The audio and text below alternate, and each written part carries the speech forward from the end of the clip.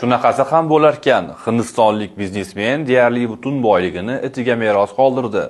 Hindistonlik tadbirkor Ratan Tata 118 million dollarga baholanayotgan boyligining katta qismini itiga vasiyat qildi. Ratan Tata oktyabr oyi boshida 86 yoshda vafot etdi. U oila qurmagan, farzandi ham yo'q. Bunday hollarda Hindistonda barcha mol-mulkini aka-uka va opa-singillarga vasiyat qilish odat hisoblanadi. Ammo tadbirkor o'z mulkining juda oz qismini qarindoshlarida qoldirdi. Asosiy sarmoya nemis ovcharkasi Tito itiga g'amxo'rlik qiladigan eshik og'asi va oshpaz o'rtasida taqsimlandi. Tata butun umri davomida hayvonlarga yaxshi munosabatda bo'lgan.